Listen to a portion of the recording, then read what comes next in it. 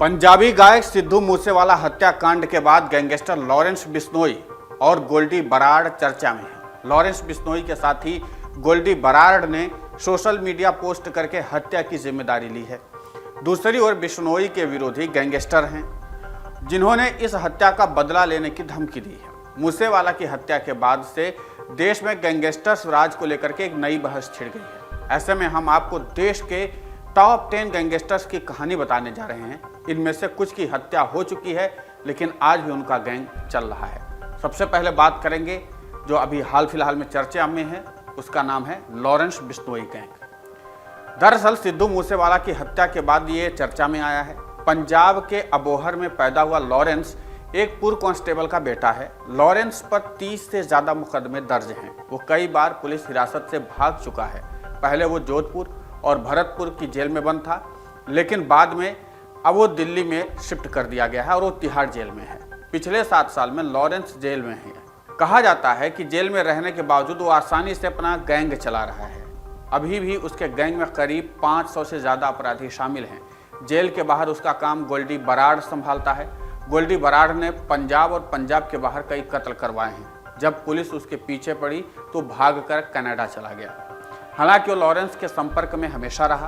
कहा जाता है कि 2015 में जब लॉरेंस पकड़ा गया और जेल गया, तब से ही जेल के बाहर का सारा काम गोल्डी बराड़ को सौंप दिया। कनाडा में गोल्डी बराड़ इस समय लॉरेंस बिश्नोई का सबसे भरोसेमंद और मजबूत हाथ है। दूसरे नंबर पर आता है सुक्खा काहलवा गैंग। एक समय कुख्यात गैंगस्टर सुक्खा काहलवा का खौफ पंजाब, हरियाणा और राजस्थान के साथ ही पश्चिम बंगाल तक फैला हुआ था। साल 2000 से 2015 तक इस गैंगस्टर का नाम 60 से ज़्यादा आपराधिक वारदातों में आया। इसमें हत्या, डकैती, गैंगवार समेत कई गंभीर मामले थे। उसका निशाना अचूक था। इसी वजह से उसकी पहचान एक शार्प शूटर की भी थी। 17 साल की उम्र में उस पर हत्या का पहला मुकदमा दर्ज हुआ। 20 जनवरी 2015 को विक्की गौंडर गैंग के सदस्यों ने सुक्खा काहलवा की पुलिस हिरासत में ही गोली मारकर हत्या कर दी। उसकी हत्या के बाद उसके हत्यारे पुलिस के सामने ही नाचने लगे थे। जब सुक्खा मारा गया तब उसकी उम्र महज 28 साल थी। कहा जाता है कि बॉलीवुड की फिल्म शूटर सुक्खा काहलवा की जिंदगी पर ही आधारित थी। यहाँ तक कहा जाता है कि सुक्खा का गैंग आज भी एक्टिव है। सोशल मीडिया पर अभी भी उसके कई पेज बने हुए हैं। इस गैंग के एक्टिव सदस्यों की पंजाब पुलिस को तलाश है। तीसरे नंबर पर आता है देवेंद्र बम्बीहा गैंग। एक समय था जब देवेंद्र बम्बीहा गैंग के नाम से दूसरे गैंगस्टर तक कांपा करते थे। 2016 में पुलिस एनकाउंटर में बम्बीहा मारा गया था, लेकिन इसका गैंग आज भी एक्टिव है। लॉरेंस बिश्नोई के करीबी दावा करते हैं कि सिद्धू मूसेवाला की देवेंद्र बम्बीहा गैंग से नज़दीकियां थी।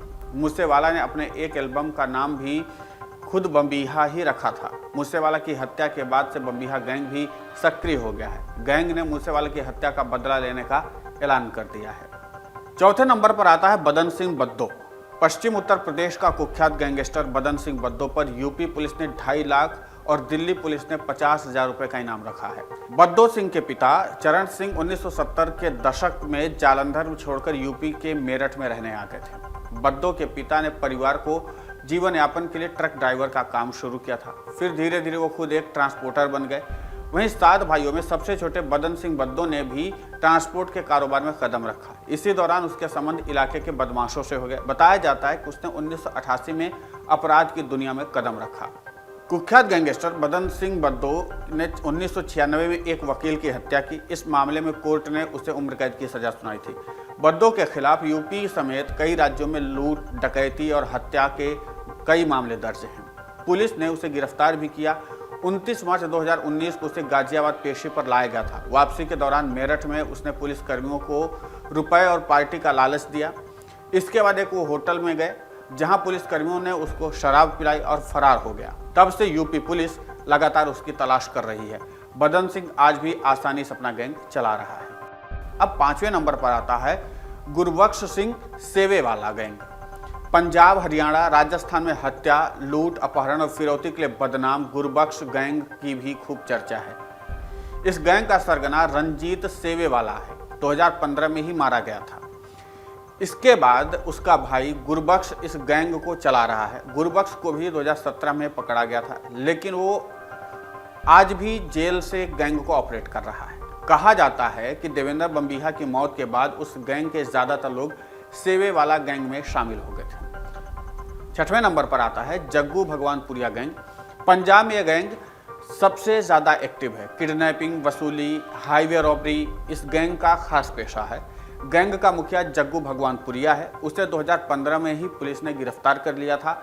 हालांकि इसके बाद भी वो जेल से अपने गैंग को ऑपरेट कर रहा है। कहा जाता है कि इसके गैंग में 50 से ज़्यादा अपराधी शामिल हैं। इस गैंग का रिश्ता सुक्खा कहलवा गैंग से भी बेहद करीबी माना जाता है। 7वें नंबर पर आता है शहाबुद्दीन और अताउर रहमान गैंग। उत्तर प्रदेश की ये दो कुख्यात गैंगस्टर कई साल से यूपी पुलिस को चकमा दे रहे हैं। कहा जाता है कि ये दोनों मुख्तार अंसारी के शार्प शूटर हैं। दोनों गाजीपुर के मोहम्मदाबाद के रहने वाले हैं।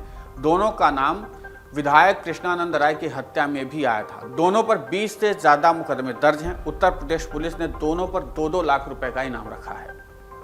8वें नंबर पर आता है राघवेंद्र यादव गैंग। श्री प्रकाश शुक्ला से भी बड़ा अपराधी हो गया है राघवेंद्र यादव गैंग। उत्तर प्रदेश के गोरखपुर जिले के झंगहा में एक ही परिवार के 4 लोगों की हत्या में वांछित आरोपी और गैंगस्टर राघवेंद्र यादव पर यूपी पुलिस ने 2.5 लाख रुपए का इनाम घोषित किया है। कहा जाता है कि 90 के दशक में श्री प्रकाश शुक्ला के नाम से हर कोई खौफ खाता था। उससे ज्यादा खौफनाक हो गया है अब राघवेंद्र पर 1 दर्जन से ज्यादा मामले चल रहे हैं और लगातार उसके आपराधिक गतिविधियां भी बढ़ती रही हैं। 9वें नंबर पर आता है सभापति Yadav and brothers gang. Uttar Pradesh के प्रतापगढ़ के रहने वाले सुभाष एंड ब्रदर्स गैंग की चर्चा भी पूरे सूबे में होती है। 5-5 लाख रुपए के इनामी पूर्व ब्लॉक प्रमुख सभापति यादव और उसके भाई पूर्व जिला पंचायत सदस्य सुभाष यादव को इसी साल मई के पहले हफ्ते में कोलकाता से गिरफ्तार किया गया था। यूपी पुलिस को लगभग 2 साल से इन गैंगस्टर बंधुओं की तलाश थी। सभापति यादव पर 41 तो सुभाष पर 29 मुकदमे दर्ज हैं। इसमें हत्या, अपहरण जैसे कई संगीन आरोप लगे हैं। सभापति यादव की पत्नी माधुरी भी ब्लॉक प्रमुख रही है और वर्तमान में जिला पंचायत सदस्य है। पत्नी ने समाजवादी पार्टी के टिकट पर जिला पंचायत अध्यक्ष का चुनाव भी लड़ा था, लेकिन चुनाव हार गई। अब 10वें नंबर पर आता है Gounder and brother gang. Punjab के सबसे खतरनाक गैंगस्टर्स में गोंडर एंड ब्रदर्स का नाम भी शामिल है। इसका मुखिया विक्की गोंडर है। ये वही विक्की गोंडर है जिसने पंजाब के नामचीन गैंगस्टर सुक्खा कहलवा को पुलिस हिरासत में दिन दहाड़े मार डाला था। इसके बाद हत्यारों ने पुलिस के सामने डांस किया था। इसी गैंग पर पंजाबी सिंगर मनकीरत औलख को धमकी देने का भी आरोप है। विक्की गोंडर अभी जेल में है और वहीं से वो पूरा गैंग ऑपरेट कर रहा है। हाल ही में सिद्धू मूसेवाला की हत्या के बाद उसके गैंग ने बदला लेने का भी ऐलान किया है। तो ये रही देश के टॉप 10 गैंगस्टर्स की कहानी, जो लगातार पुलिस को चकमा दे रहे हैं, कानून से खिलवाड़ कर रहे हैं और तरह तरह की आपराधिक घटनाओं को अंजाम दे रहे हैं। नमस्कार। डाउनलोड करें अमर उजाला ऐप और पाएं खबरें लगातार। अगर आप ये वीडियो YouTube पर देख रहे हैं तो हमारे चैनल को सब्सक्राइब करें और बेल आइकन को दबाना ना भूलें। अगर आप Facebook पर ये वीडियो देख रहे हैं तो हमारे पेज को लाइक करें।